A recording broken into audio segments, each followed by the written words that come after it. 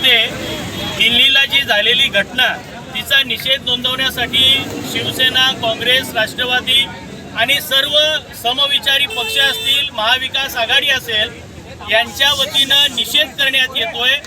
मी आपल्याला सगळ्यांना विनंती करतो की आपण स्वतःसाठी जोरदार टाळी वाजवली पाहिजे, कारण की आपण सर्व जिवंत आहोत। आपण सगळे जिवंत आहोत याचा पुरावा देऊन आज या ठिकाणी आपण उभे आहोत।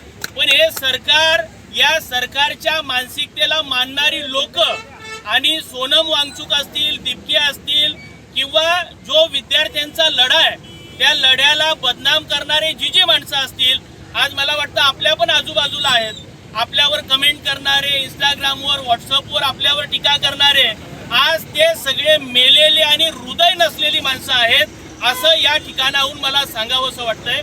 आणि महत्त्वाचा मुद्दा का जो विद्यार्थ्यांवर लाठीचार्ज झाला, आज विद्यार्थी आतंकवादी होता का? विद्यार्थी हत्यारं घेऊन हातामध्ये आलेला का? बंदुका किंवा चाकू घेऊन हातामध्ये आलेला का? तर नाही। पण 2.5 तास जो अमित शहा या विद्यार्थ्यांवर किंवा तिथं घडलेल्या प्रकारावर जर नजर देऊन असेल, तर या सगळ्या सूचना किंवा विद्यार्थ्यांवर लाठीचार्ज करण्याबद्दलचं जे काही आव्हान असेल ते मला वाटतं अमित शहानं केलंय। आणि धर्मेंद्र प्रधान, ज्याचा राजीनामा तर सगळ्यांना पाहिजेच, म्हणजे देशभरामध्ये याची नोंद घेतली जाते, निषेध केला जातोय, पण हा प्रकार जो गृहमंत्री आहे त्या अमित शहाचा देखील राजीनामा झाला पाहिजे।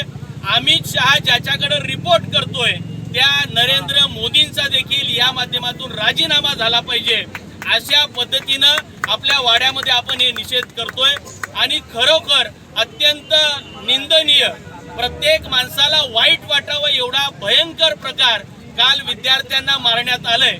आणि बेटी बचाव आणि बेटी पढाव म्हणणारे नरेंद्र मोदी काल जेव्हा मुलींना केस ओढून मारलं जात होतं, खाली पाडून जेव्हा छातीवर लाथा दिल्या जात होत्या, तेव्हा बेटी बचाव आणि बेटी पढाव म्हणणारे कुठं मेलेले, असा आमचा या सरकारला सवाल आहे। मी देखील समविचारी पक्षांच्या वतीनं आणि एक सामाजिक कार्यकर्ता या नात्यानं या घटनेचा तीव्र निषेध करतो आणि थांबतो। धन्यवाद।